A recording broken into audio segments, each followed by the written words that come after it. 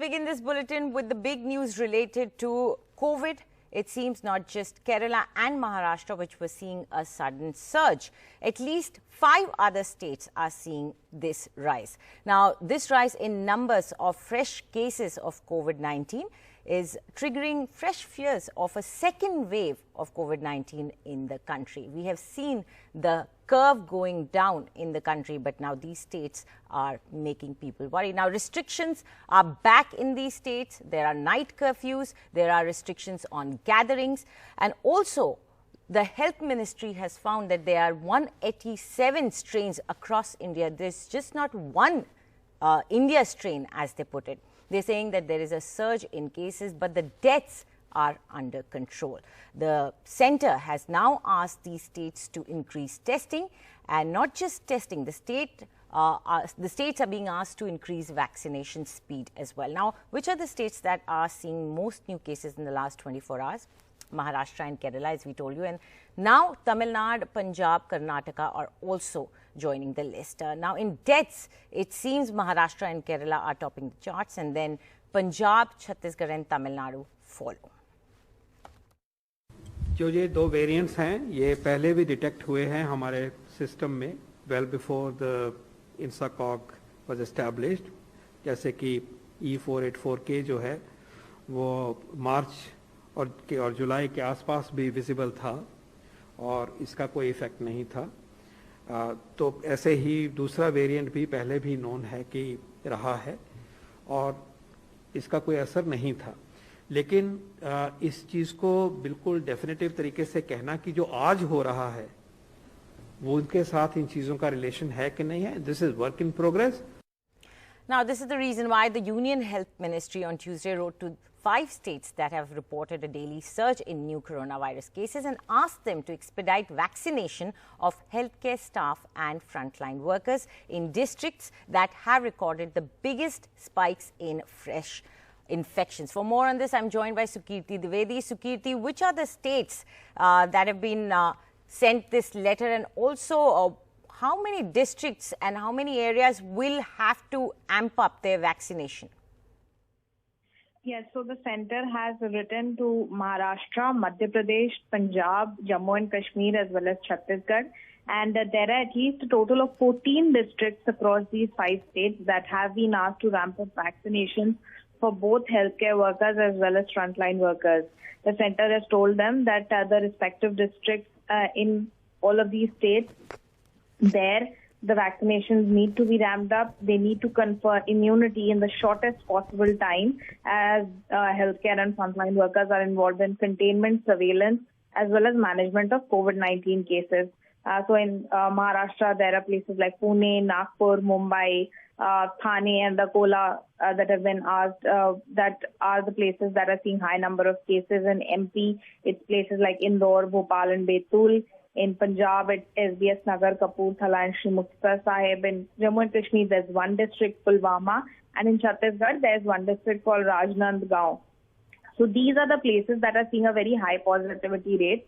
And now it has become a race to protect the frontline workers as well as healthcare workers in the shortest possible time, because as the government has been saying before as well, that when the surge in cases begins, it's easiest to control the situation in the initial phase. But once the spike has already happened, when the cases have already spread, things become very difficult. So at this point, they are trying at least the frontline as well as the healthcare workers, at least they should be protected before the situation goes out of control in these 14 districts across these 5 states. All right. Thank you, Sukirti, for that update. So the government is telling these states to amp up their vaccination for frontline workers and health workers.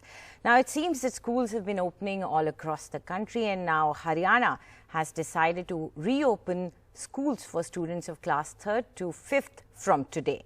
Now, the decision is applicable to all government and private schools across the state. Classes will be held from 10 in the morning to 1:30 in the afternoon. Students of classes 3rd to 5th will be returning to classrooms after a gap of almost a year.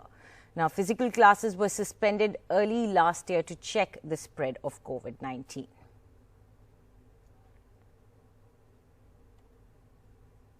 Now, it seems schools that had opened up in Punjab have seen a spike of COVID cases. More than 250 students and 50 staff members of government schools have seen coronavirus reported, and Punjab government has ruled out the closure of any of the government schools. Punjab, we must tell you, interestingly, is reporting one of the highest death rate in the country. In fact, it is the highest with 3.23 COVID death rate. It seems it is the highest in the country, and this is all happening ahead of the board's exam, and parents are concerned.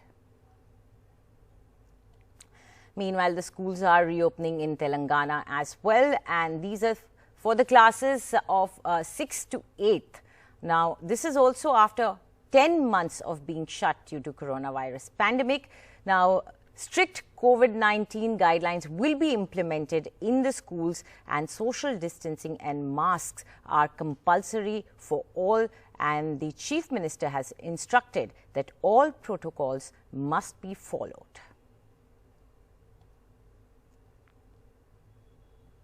And moving on to the news of the climate activist Disha Ravi, the 22-year-old who was arrested and jailed in the toolkit case, was released from the jail last night. Now, Disha was given bail by a Delhi court, and strong words were heard at that point of time. The court said citizens are conscience keepers of government in any democratic nation. They cannot be put behind the bars simply because they choose to disagree with the state policies. Now, the judge, in fact, added that there was no iota of evidence against her. Let's take a look at how the court proceedings went. Climate activist Disha Ravi was granted bail by a Delhi court in what's been called the toolkit case. The 22-year-old was picked up in Bengaluru by the Delhi police and charged with sedition, among other things, after global icon and climate activist tweeted a document, a toolkit on the farmers' protest. Saying the evidence on record against her is scant and sketchy, the additional session judge Dharmendra Rana of Patiala House Court in a hard-hitting order wrote, "Perusal of said toolkit reveals that any call for any kind of violence is conspicuously absent. Citizens are conscience keepers of government in any democratic nation. Citizens cannot be put behind bars simply because they choose to disagree with state policies. Offence of sedition cannot be invoked to minister to wounded vanity of governments. Right to dissent firmly enshrined under Article 19 of Constitution. In my considered opinion, the freedom of speech and expression includes the right to seek a global audience. There are no geographical barriers on communication. A citizen has the fundamental right to use the best means of imparting and receiving communication as long as the same is permissible under the four corners of law and as such have access to audience abroad." The judge also said in the order, "There is not even an iota of evidence brought to my notice connecting the perpetrators of the violence on 26 Jan with the said PJF or the accused. The police claims Poetic Justice Forum is a pro-Khalistani group." Disha, who was arrested in the toolkit case, has been behind bars for 9 days. Today, Shantanu, another accused, also moved for bail in the same court. Disha, Shantanu and the third accused, Nikita Jacob, were brought face-to-face by the police for questioning. Climate activist Disha Ravi was finally released from Tihar jail after spending around 9 days in police and judicial custody. However, Disha's bail order is likely to be scrutinized far and wide given the number of contentious arrests in the recent months, from comedians to journalists. With camera person Gauri Prasad, I'm Akshay Dongre for NDTV. When Disha will come back, first thing what will you do? मेरे बेटी को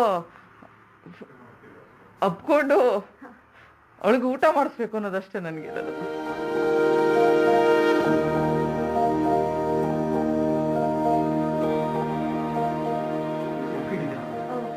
आप उसे खाना खिलाएंगे when she comes first.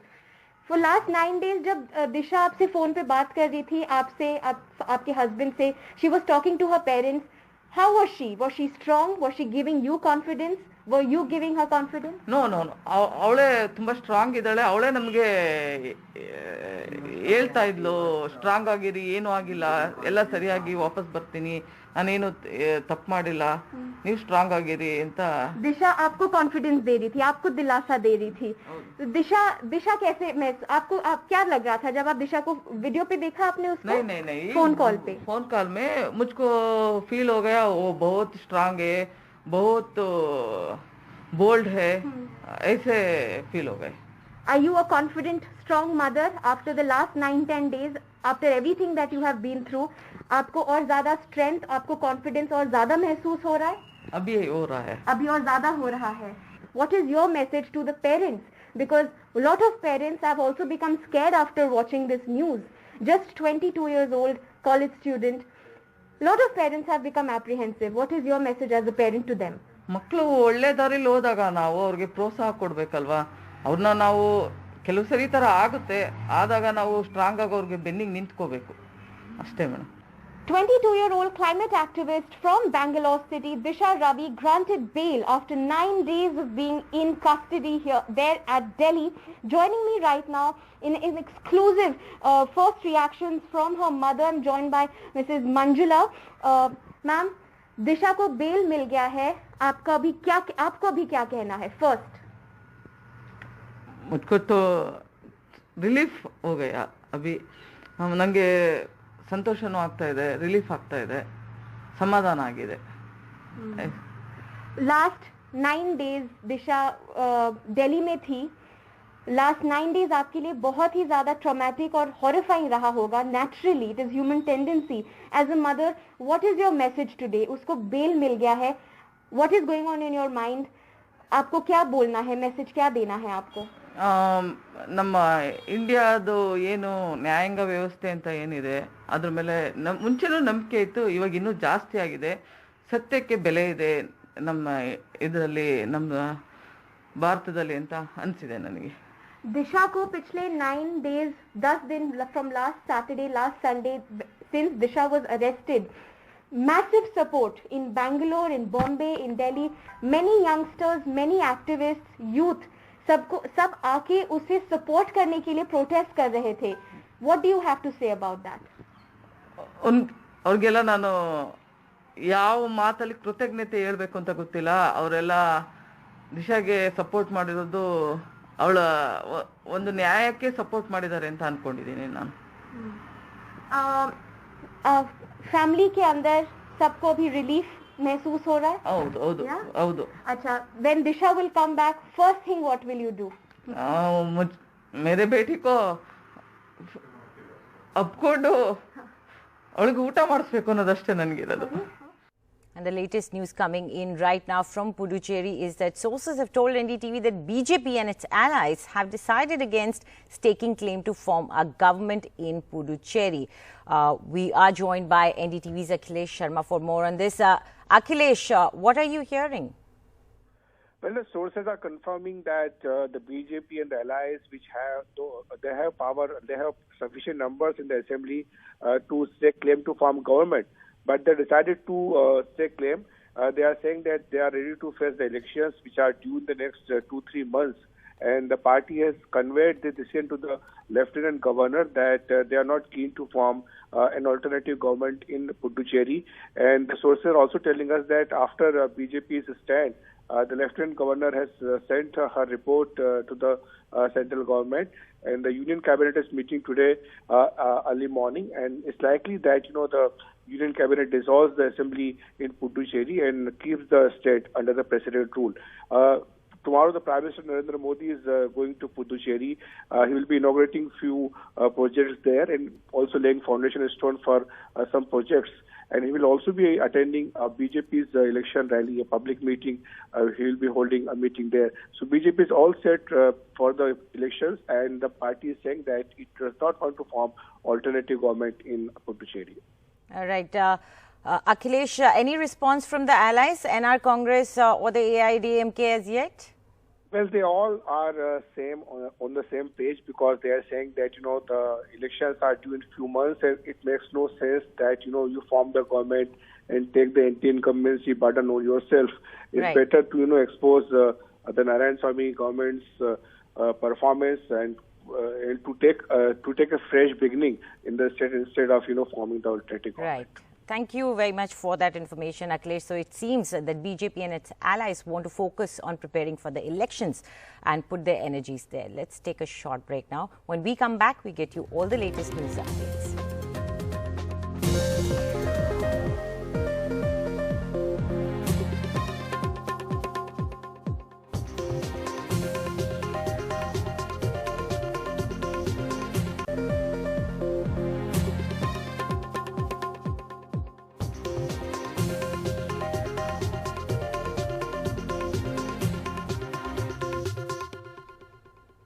Welcome back. And the Election Commission of India will hold a crucial meeting today to finalize the schedule for the upcoming polls in the states of West Bengal, Assam, Tamil Nadu, Kerala and one union territory, Puducherry. The meeting will be chaired by the Chief Election Commission. For more on this, I'm joined by Arunachalam Vaidyanathan. Vaidya, what can we expect in the meeting today? See, actually, Election Commission is fine-tuning its poll schedule, which is to be held probably next month. So, Election Commission meeting was supposed to be held yesterday because of some marriage in one of the senior official, EC official. It was postponed to today. Today, Election Commission will meet and discuss the possibilities of finalizing the dates. So, what we have been told is, as for Tamil Nadu and Kerala are concerned, it will be a one-day poll and it would be held in April. As far as Assam is concerned, last time it was two-phase elections. This time also it may take place two phases. So West Bengal is concerned, it's quite a tricky affair. Last time there were 6 phases. This time we have been told it may be a little increased. And secondly, all COVID norms would be followed and probably the polling booths would be increased, because in Bihar also it was done the same thing. Only 1,000 voters will be allowed to exercise their franchise in one booth, so which basically means increasing the number of poll booths. And the poll panel had already held a meeting with the Home Secretary, how many paramilitary forces will have to be sent to each state. That has been finalized, of course, that has been kept under wraps. Normally these sort of details the Election Commission doesn't share with anyone. So when the elections would be held, see, CBSE is holding the examination for the boards in May. So that has forced the Election Commission to hold all the elections in April. So according to our sources, all the elections to the 4 states as well as one union territory likely to be held in April itself, and even the counting may happen at the end of April or maybe 1st of May. So this is up to the Election Commission how to fix the dates. So today's meeting is possibly fine-tuning all the arrangements and fixing the date. Of course, after the meeting, Election Commission won't be coming to the media and telling these are the dates. Anyway, we can expect the date announcement any time from now. Probably tomorrow, day after tomorrow, by the end of the week, or even on 1st of March. Right. Thank you very much, Vaidya, for this update on the crucial meeting today. We're going to take a very quick break now. When we come back, we get you the latest news updates.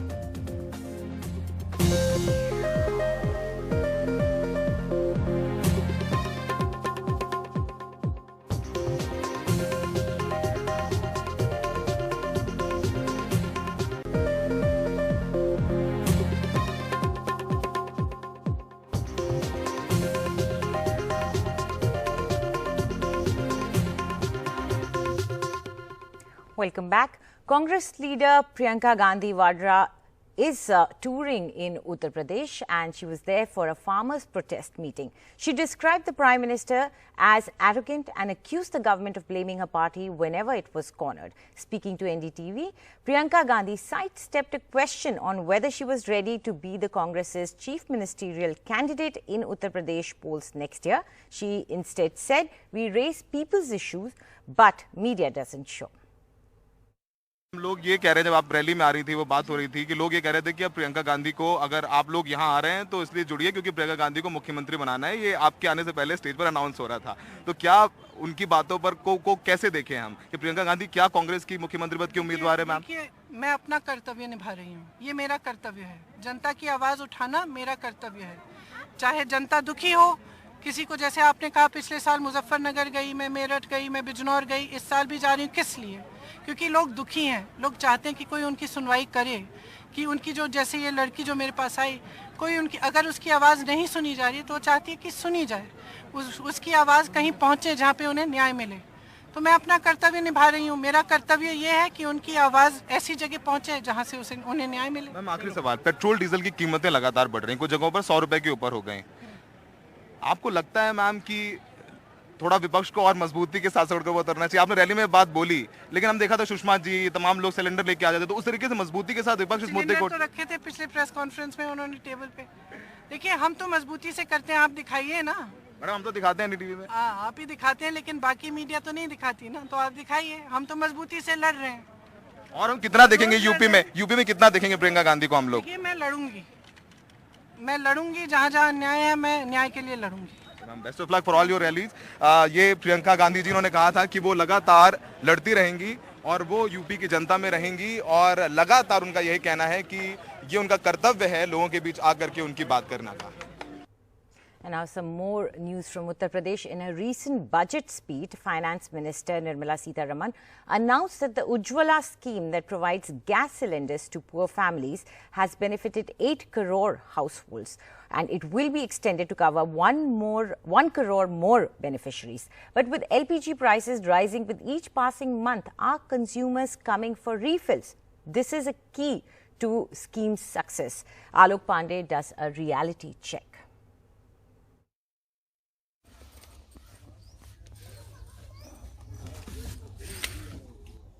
Suman, who cooks 2 daily meals for a family of 4 with farm earnings of about 6,000 rupees a month, got a Ujjwala gas connection 2 years ago, but hasn't managed a refill in 8 months now.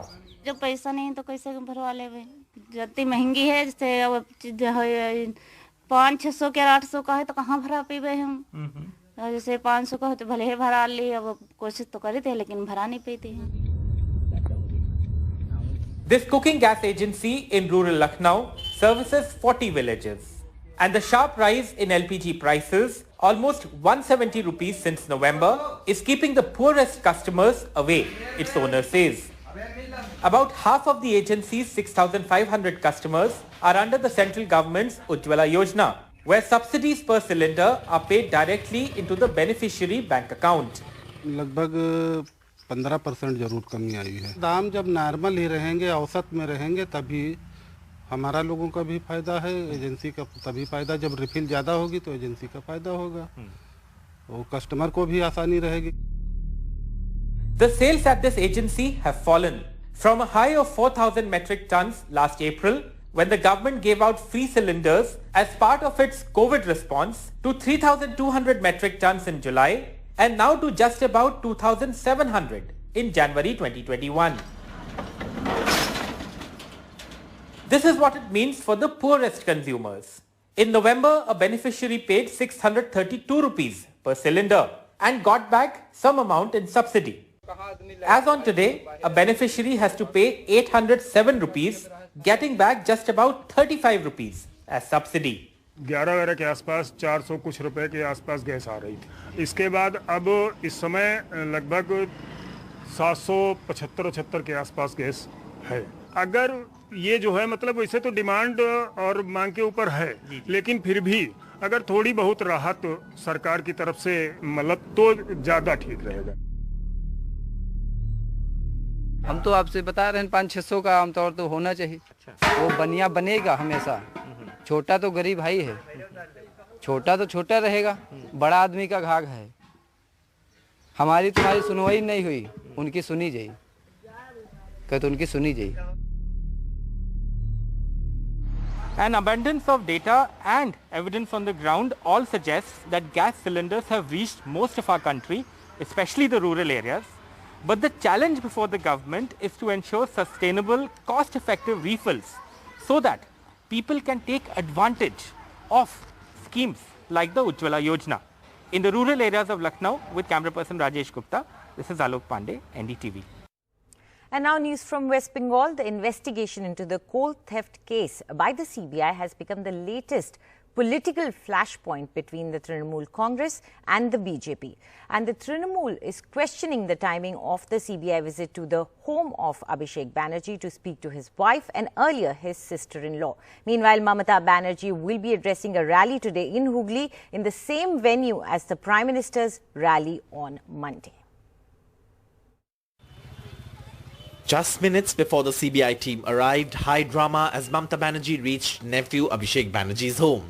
She met him for around 10 minutes and her grandniece, Abhishek Banerjee's daughter, saw her off.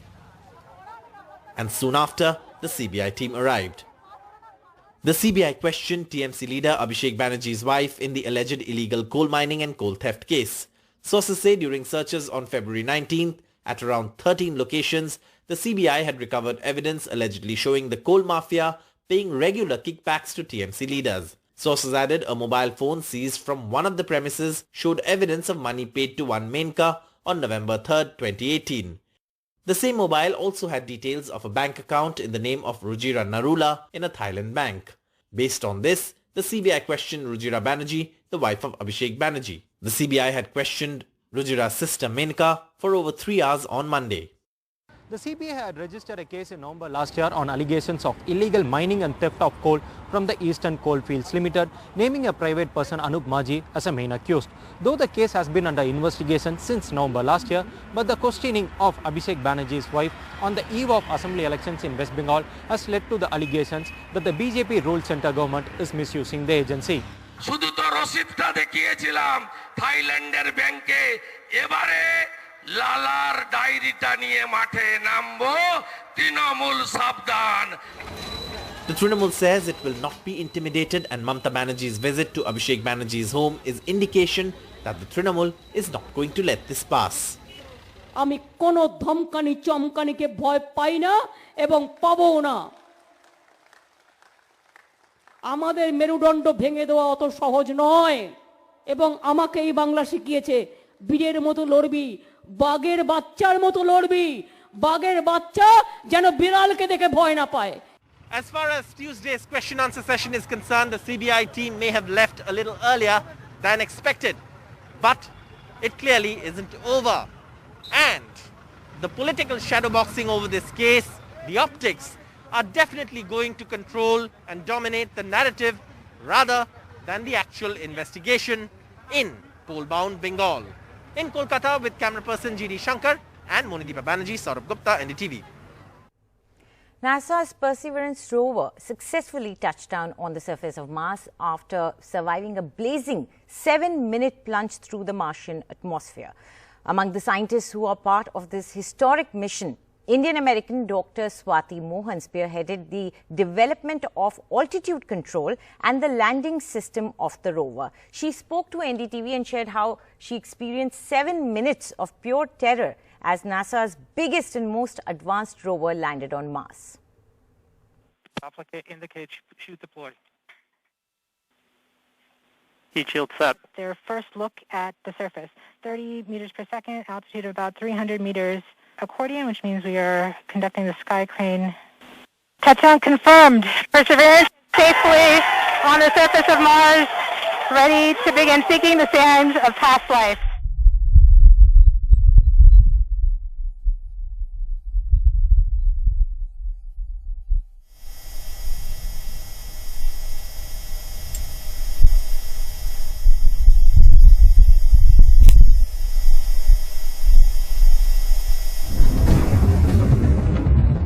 Dr. Mohan, thanks so much. You, of course, we all saw you during that heart-wrenching, thrilling moments of perseverance as the rover took off, and that's been described as 7 minutes of terror. Dr. Mohan, relive for us those 7 minutes. Thank you. So the 7 minutes of terror refers to entry, descent, and landing because it takes roughly 7 minutes from the top of the atmosphere to reach the ground successfully.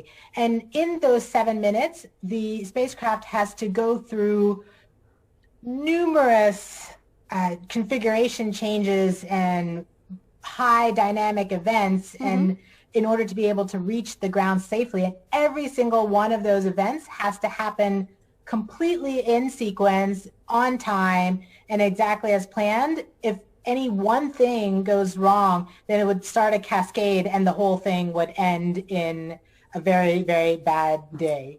What makes it even more terrifying to those of us in mission control is because it takes over 11 minutes for the signal to get from Mars to Earth.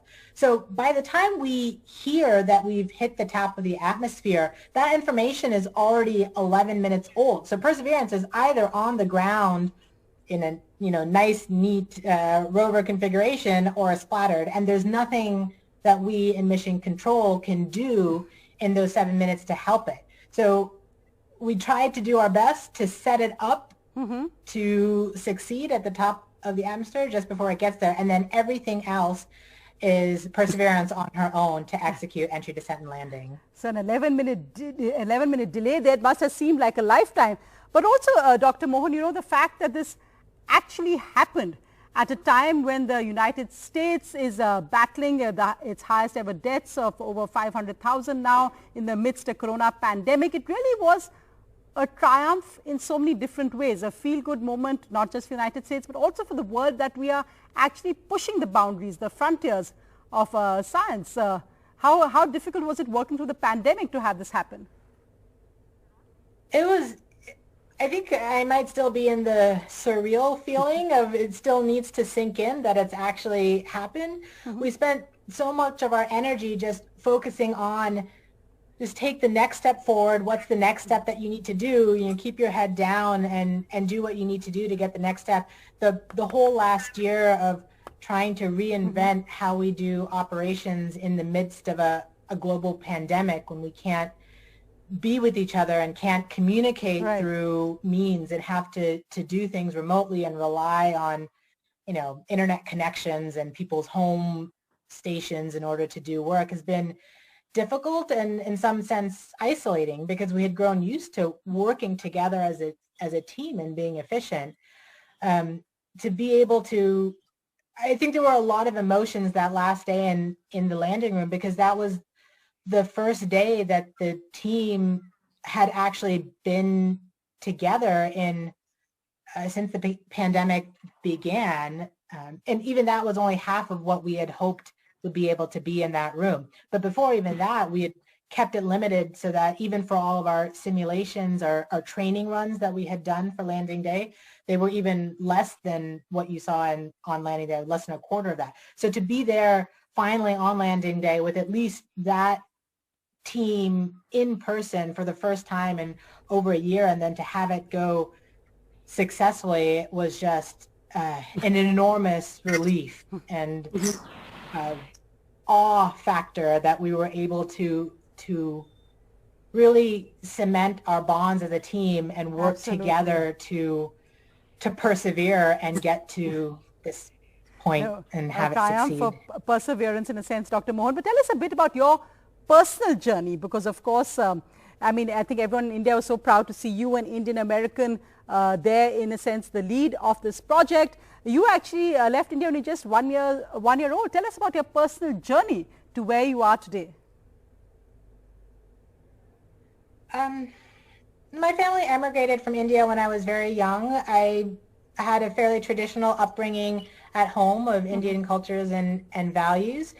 In terms of work, I was really inspired into space as a child and watching Star Trek and seeing those beautiful images that they had rendered of space. And that's how I became curious about it. I would read as a child these nonfiction books on what nebula were and what the Big Bang Theory was and planetary exploration. And it just kept growing from there. It wasn't until I was a junior and I took my first physics class that I started to understand what engineering really was about, and that there was a way to connect these two and not just have a job, but actually to have a vocation that was filled with passion. So I went to Cornell University, that actually has a history of working in space exploration and the Mars program specifically. And from there, I tried to intern as many NASA centers as I could. I think I interned at 4 or 5 different NASA centers until I found the niche of what I wanted to do in guidance, navigation, and control.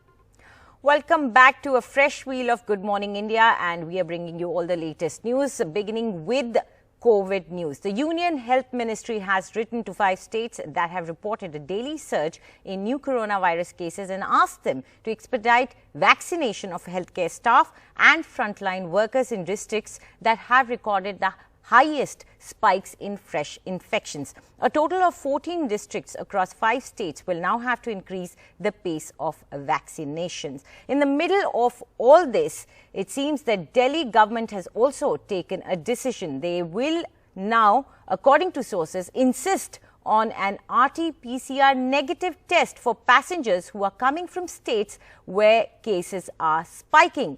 This will pertain to all passengers except those coming by car. For more on this, let's go across to Sukirti Dwivedi. Sukirti, now this might be a little problematic for all those who are coming to Delhi. What is the Delhi government considering right now?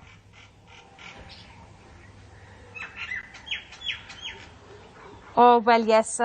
So the Delhi government, because in the last few weeks, we've seen that at least 86% of the cases in the last week have been coming from these 5 states, that is Maharashtra, Kerala, Chhattisgarh, Madhya Pradesh, as well as Punjab. So now the Delhi government is considering that all of the people that come to Delhi from any of these 5 states, they will be required to produce an RT-PCR negative report from a test that has been conducted in the last 72 hours of their arrival. And they are expecting to implement this order beginning 26th February, and it will be in implementation till about 15th of March. And this will apply on flights, trains, as well as those who are coming by road through buses. So this would be a very significant development. As of now, this is what sources are telling us. The official orders are still awaited, but Delhi government is considering a decision like that. And to a certain extent, the worry of the Delhi government could be understood, because Delhi is a state that has seen at least 2 waves of the surge in cases, and it had been very difficult for the Delhi government to bring the cases under control at that point of time. We have seen how people had to run around from one hospital to another across the national capital.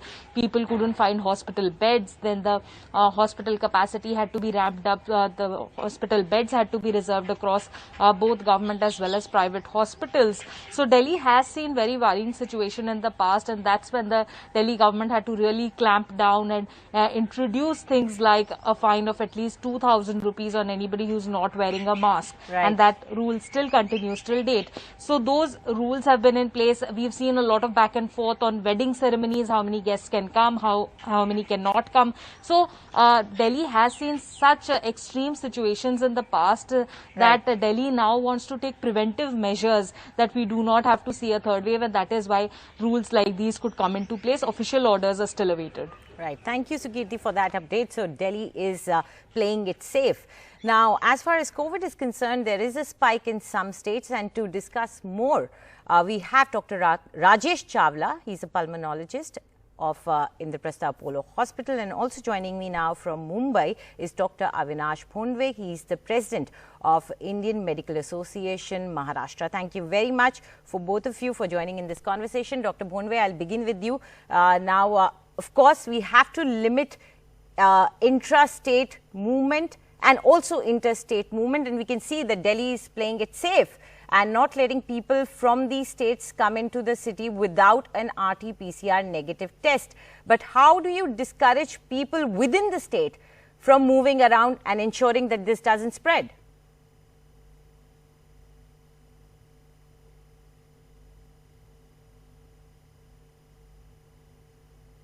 Dr. Bhondwe, I'm speaking to you, sir. Yeah. If you wish to control the movement inside the state or on the road, we have to see so many things. First thing, in state of Maharashtra, at some places they have made this nighttime curfew. That is not a very logically correct this thing. At nighttime, if you implement the curfew, the nighttime movement is not that much. Instead, there are some other things which rather the Maharashtra government has taken decision, rather is going to take a decision that all the offices will be working in shifts. So the office time rush in the locals, on the roads will be less. Secondly, the shops and other things, they should be also by area wise, they can be arranged as per the days, or you can say the odds and even dates. The most important thing that all these political rallies, then all the meetings and the public meetings and all these things should be restricted. As per the current situation, the permission is only up to 50 people to meet in a hall with all the social distancing and other precautions to be taken. But what we have seen in last 2-3 months, there are so many political rallies, then meetings, and even the wedding ceremonies, the other social ceremonies, which had 500 to even 10,000 people coming together for hours together. They are there. They're not using the mask. So these should be controlled. Yesterday also some political leaders have taken so many rallies in state of Maharashtra. So all these things may cause the spread of this disease. Right. And yeah, so that is the one thing which should be rather controlled very effectively by the administration, and that is the thing. Yeah. Right. Gathering is something that you really need to clamp down upon, and we have seen political families holding marriage ceremonies where the big faces were also there. But Dr. Chawla, also the center is concerned about the fact that the vaccination may not be up to the mark as far as the speed is concerned in the places, in the states where the new cases are coming in. Yeah, because, you know, even among the healthcare worker in Delhi, there's only about 42% coverage.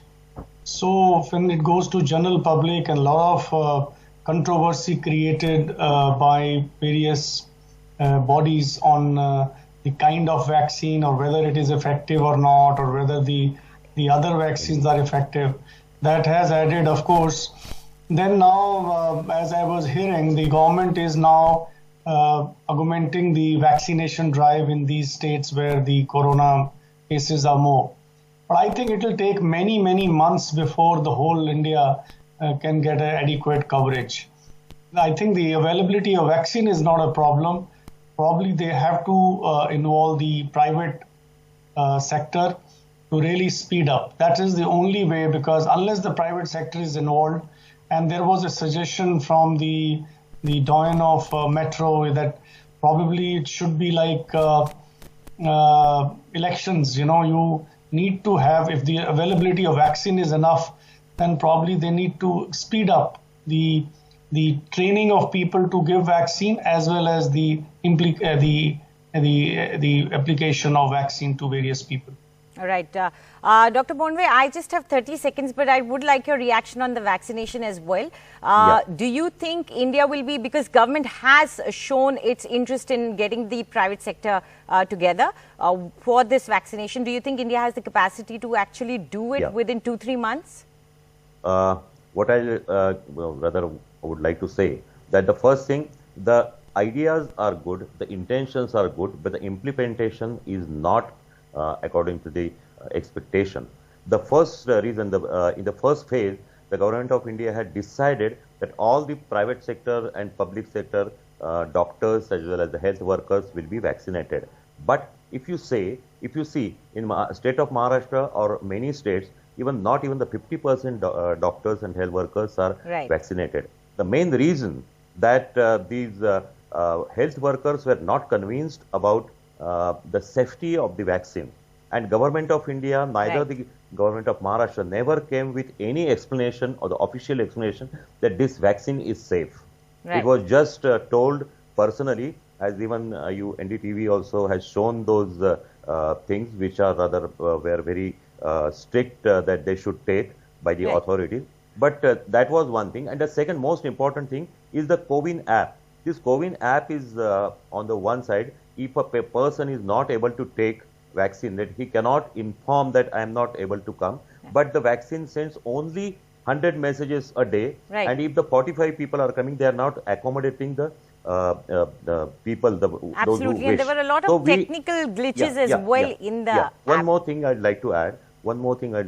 If they should make these vaccine, those who wish to take, should be a bilateral, should be a web-based and more easy. So people can take appointment and go like that. Yesterday we were told that only on 24th only those doctors who are rather not taken the vaccine or those who are spared can take. There were big lines in front of the vaccine. Doctor, we've run out of time. I'm really sorry to interrupt here, but that's absolutely some of the very important points that you have raised over there. The app, the apprehension, these are the things that the government needs to focus on. If these apprehensions are there among the health workers, think about the general public. Thank you very much for both of you for joining in this conversation. And now let's talk about the schools. The schools in Haryana will reopen for students of classes 3rd to 5th from today. The decision is applicable to all government and private schools across the state. Classes will be held from 10 in the morning to 1:30 in the afternoon. Students of classes 3rd to 5th will be returning to classrooms after a gap of almost a year. Physical classes were suspended early last year to check the spread of COVID-19. Now, let's talk about the schools in Punjab. They had opened up and more than 250 students and 50 staff members of government schools have tested positive, and the government has ruled out closure of any government schools. Now, this is a point of concern for the Punjab government, which is trying to control the rise of COVID cases in the state. Another worrying factor for the Punjab government has been its death rate, which is the highest in the country. This has led to some serious headache for the government. Now, the parents are also concerned about the safety of their children. For more on this, let's go across to Mohammad Ghazali. Ghazali, this positivity that we are seeing amongst the students and the teachers, this is some cause for concern for not just the government but the parents as well. Yeah, certainly, because see, Haryana and Punjab are neighboring districts. Punjab has already opened classes, schools for all the classes from pre-primary till +2. We have board exams ahead, and now Haryana has also decided to open the schools from classes 3 to 5 from today. So cases are rising in Punjab. Center has also alerted Punjab, but the cause of worry is also for Haryana because it's a neighboring district. It has also seen COVID surge in the past, and ahead of board exams, when schools are reopening, parents are certainly very concerned that what happens after once you enter into a school. Fine if you don't have temperature, and there are precautions that only those students will be allowed to enter into a school, those who have the parental consent letter, and also those who don't have high temperature. But what happens once you start attending a school? Even there are many cases in the past which have been detected where the positive cases have been asymptomatic.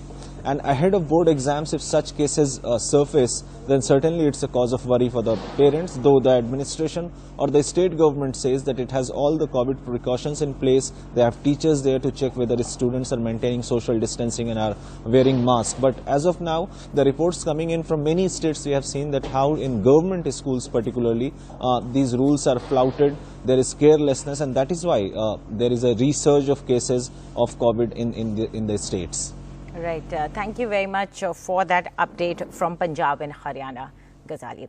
Now, let's talk about Telangana schools. They are also reopening from today for classes 6 to 8 after 10 months of being shut due to coronavirus pandemic.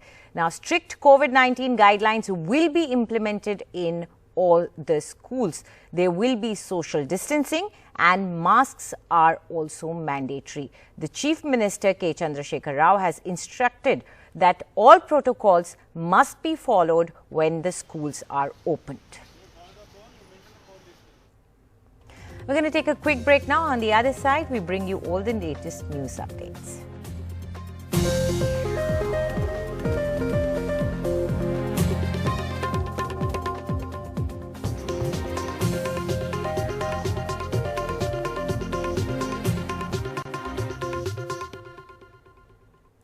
Disha Ravi, the 22-year-old climate activist who was arrested and jailed in the toolkit case, was released from jail last night.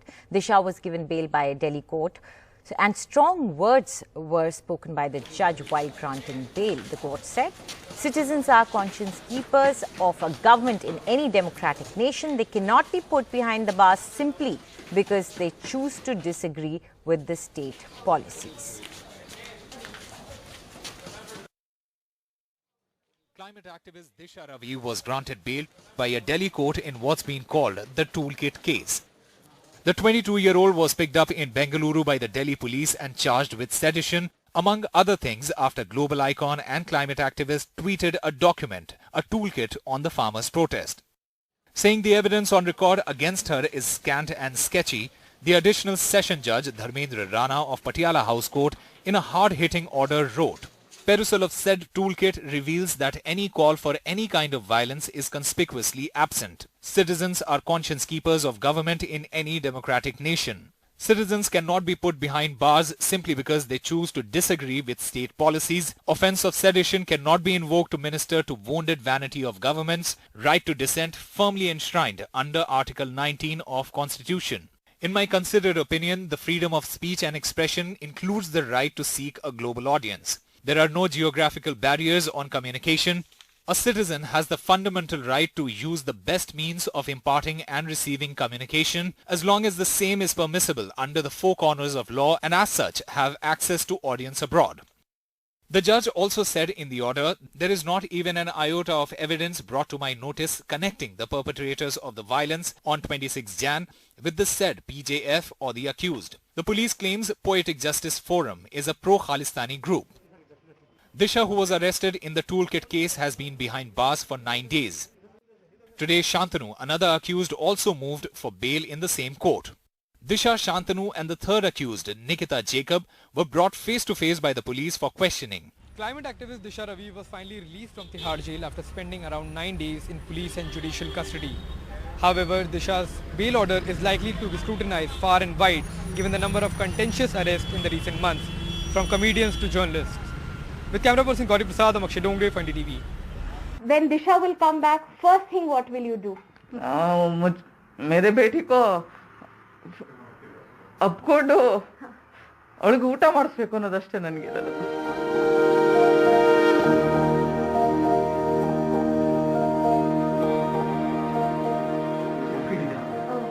आप उसे खाना खिलाएंगे when she comes first.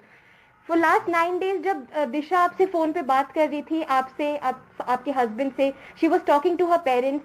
How was she? Was she strong? Was she giving you confidence? Were you giving her confidence? No. ಅವಳೇ ತುಂಬಾ strong ಇದ್ದಾಳೆ. ಅವಳೇ ನಮಗೆ ಹೇಳ್ತಾ ಇದ್ಲು, ಸ್ಟ್ರಾಂಗ್ ಆಗಿರಿ, ಏನೂ ಆಗಿಲ್ಲ, ಎಲ್ಲ ಸರಿಯಾಗಿ ವಾಪಸ್ ಬರ್ತೀನಿ, ನಾನೇನು ತಪ್ಪು ಮಾಡಿಲ್ಲ, ನೀವು ಸ್ಟ್ರಾಂಗ್ ಆಗಿರಿ ಅಂತ. दिशा आपको कॉन्फिडेंस दे रही थी, आपको दिलासा दे रही थी. दिशा कैसे, आप क्या लग रहा था जब आप दिशा को वीडियो पे देखा आपने उसको? नहीं फोन कॉल पे. फोन कॉल में मुझको फील हो गया वो बहुत स्ट्रांग है, बहुत बोल्ड है, ऐसे फील हो गए. Are you a confident, strong mother after the last 9-10 days, after everything that you have been through? आपको और ज्यादा strength, आपको confidence और ज्यादा महसूस हो रहा है? अभी हो रहा है. अभी और ज्यादा हो रहा है. What is your message to the parents? Because a lot of parents have also become scared after watching this news. Just 22 years old, college student. A lot of parents have become apprehensive. What is your message as a parent to them? ಮಕ್ಕಳು ಒಳ್ಳೆ ದಾರಿಲಿ ಹೋದಾಗ ನಾವು ಅವ್ರಿಗೆ ಪ್ರೋತ್ಸಾಹ ಕೊಡ್ಬೇಕಲ್ವಾ. ಅವ್ರನ್ನ ನಾವು ಕೆಲವು ಸರಿ ತರ ಆಗುತ್ತೆ, ಆದಾಗ ನಾವು ಸ್ಟ್ರಾಂಗ್ ಆಗಿ ಅವ್ರಿಗೆ ಬೆನ್ನಿಗೆ ನಿಂತ್ಕೋಬೇಕು ಅಷ್ಟೇ madam. Meanwhile, Shantanu Muluk, who is accused along with Disha Ravi in the toolkit case, has filed an anticipatory bail plea in Delhi court. And his plea will be heard today. For more on this, I'm joined by Arvind Gunasekar. Arvind, the observations made by the court yesterday in Disha Ravi's case could prove crucial for Shantanu Muluk. Yeah, Anjali, Shantanu Muluk, who is accused in the toolkit case along with Disha Ravi, has moved for an anticipatory bail plea before the Delhi court, and the Delhi court is all set to hear his anticipatory bail plea today. So this comes after he has been granted 10 days of transit anticipatory bail by the Bombay High Court. So after the Bombay High Court gave him protection from the arrest for 10 days, Shantanu joined the investigation before the Delhi police on Monday. So yesterday he had filed an anticipatory bail plea before the Delhi Sessions Court, and the same Judge Dharmendra Rana will be hearing his anticipatory bail plea today. So this comes after the same Judge Dharmendra Rana gave bail to Disha Ravi yesterday, saying that considering the scant and sketchy evidence that has been placed before him, he does not find any palpable reason to breach the general rule of bail against this 22-year-old. So this will be a very important point that will be the ground of Shantanu also, because the judge has openly said in his order that the evidence that has been submitted by the Delhi police Police in this particular case against Disha Ravi is scant and sketchy. So underlining the same point, making that as his ground, Shantanu will also be arguing for his anticipatory bail before the judge. So we have to wait and watch what will be the response of Delhi Police. But what our sources are saying is that Delhi Police will be opposing the anticipatory bail plea of Shantanu, saying that on Monday when he joined the investigation, he was not cooperating with the investigation because he has been granted protection from us, and the police will be asking for a custodial interrogation of Shantanu. So we have to wait and watch what will be the order of the court today. Right, Arvind, very briefly, Shantanu Muluk has been coming in for the questioning almost every day as per Delhi Police's wishes, isn't he? Yeah, Anjali, in fact, Delhi Police had summoned him for investigation on Monday, and he joined promptly on Monday around 11 a.m. He joined before the Delhi Police, and what we are hearing is that Delhi Police did question him along with Nikita, who is another accused in this particular case, along with Disha Ravi also. So what we are being told is that though all the three people were questioned by the Delhi Police, but according to our sources in the Delhi Police, the Shantanu Muluk did not cooperate with the investigation because he has already gotten protection from the Bombay High Court, that is a transit anticipatory bail. So the police wants a custodial interrogation of Shantanu, and that's why they will be opposing his anticipatory bail plea today. Okay, right. So the Delhi Police is claiming that Shantanu Muluk is not cooperating, and that is why this bail plea will be very crucial. We're going to take a very short break now. When we come back, we get you some more news updates.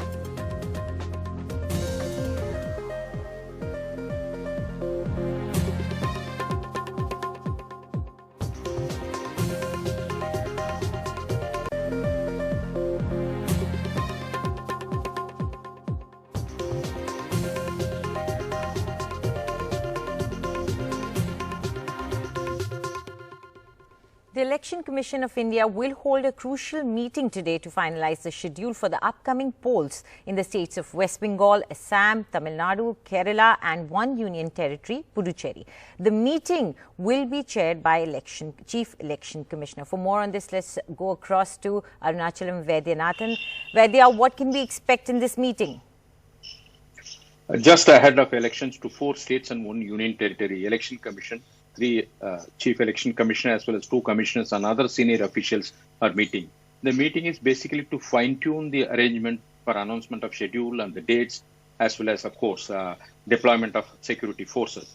Regarding the deployment of security forces, the Commission had already discussed with the Home Secretary and proper arrangements have been made. So today's meeting is fine-tuning the dates exactly because some dates may come in some states, there may be some festivals. So to fine-tune this meeting is being happened. What we have been told is Election Commission is likely to announce the schedule anytime from today after this meeting. And as far the elections are concerned, as far Tamil Nadu, Kerala are concerned, it normally used to be a one-day poll. This time also it will be a one-day poll. Assam, last time it was 2-phased election. This time also it may remain the same. As far West Bengal is concerned, last time it was 6-phased elections. So this time it may increase. That's what sources say. Then we'll have to wait for the Election Commission's announcement. So in the month of April, all elections are likely to be completed. The reason is CBSE, the board exams are being held in May. Right. So this has forced the Election Commission to conduct the elections completely throughout the month of April. So all elections are likely to be over in April, and counting may be probably first May or even before that. So Election Commission will fine-tune it today, and announcement we can expect anytime. Right. Thank you very much for all that update, Vaidya. Now, the sources have told NDTV that BJP and its allies have decided against taking claim to form a government in Puducherry. Akhilesh Sharma gets us more on this. Well, the sources are confirming that the BJP and the allies, which have, they have power, they have sufficient numbers in the assembly to stake claim to form government, but they decided to stake claim. They are saying that they are ready to face the elections, which are due in the next 2-3 months. And the party has conveyed the decision to the Lieutenant Governor that they are not keen to form an alternative government in Puducherry. And the sources are also telling us that after BJP's stand, the Lieutenant Governor has sent her report to the central government. And the Union Cabinet is meeting today early morning. And it's likely that, the Union Cabinet dissolves the assembly in Puducherry and keeps the state under the president rule. Tomorrow, the Prime Minister Narendra Modi is going to Puducherry. He will be inaugurating few projects there and also laying foundation stone for some projects. and he will also be attending BJP's election rally, a public meeting. He will be holding a meeting there. So BJP is all set for the elections, and the party is saying that it does not want to form alternative government in Puducherry. Meanwhile, Rahul Gandhi, the Congress leader, has been touring the southern states actively, and today he went to Kerala's Thangassery area and said that he went fishing in the fishermen's boats today morning.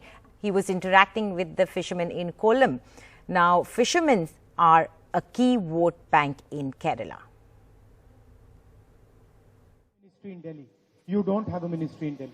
കർഷകർക്ക് അവരുടേതായ ഒരു മന്ത്രാലയം ഡൽഹിയിലുണ്ട്, പക്ഷേ നിങ്ങൾക്കൊരു മന്ത്രാലയം ഡൽഹിയിലില്ല. No one speaks for you in Delhi. നിങ്ങൾക്ക് വേണ്ടി ഒരു കാര്യക്ഷമമായ മന്ത്രാലയം ഡൽഹിയിലില്ല. So the first thing I would like to do is have a ministry dedicated to the fishermen of our country. For more on this, let's go across to Sneha Merikoshi. Sneha, Rahul there trying to connect with a very key vote bank. He even mentioned the fact that he went fishing in the morning.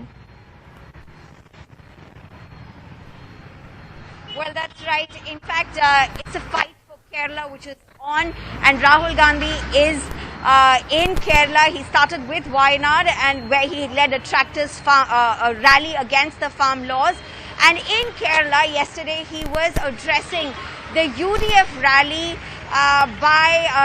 which was led by Ramesh Chennithala, and he made an all-out attack against whether it be the BJP at the centre or the CPM led left front at the state. And soon after that rally, he went on to this venue, which is the protesting job seekers. These are the rank list holders of the Public Service Commission. Certain groups of these rank holders have been on a protest. These are the civil police officials, rank list holders. Their rank lists have not been extended. There's another group which is extended for 6 months, but they want further extensions. These groups have been demanding talks with the government. Rahul Gandhi went and spoke to them. That was a change in his plan, in his schedule. And this of course with also elections in mind, he did attack the left also over these protests, saying that the left would not meet these protesters. However, the left government has said the recruitments against the vacancies have been fivefold at the PSC. All cannot be given the jobs. Extensions for those jobs that are coming to an end, the rank lists that are expiring between February and August 3rd has been extended till August 4th. But protesters say that is not enough. Now, talking about the fishermen, that's again a key vote bank for the different parties in Kerala, whether it be the left, the Congress-led UDF or the BJP.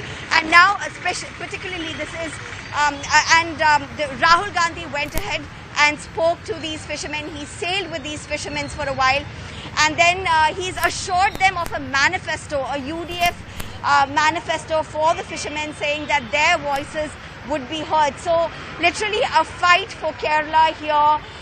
The ruling left seeking to return to power, extremely crucial for them. The last bastion that's held by the left, by the CPM-led help. Whereas for Congress, it is again a critical battle with several of the Congress-led state governments collapsing before finishing their tenure. And this is a state which has largely been alternated between the left and the Congress-led UDF, but of course the left looking at creating a dent here. All right, thank you for that update, Sneha. Rahul Gandhi there wrapping up his Kerala tour as he returns to Delhi today. We're going to take a quick break. We come back and bring you some more news updates.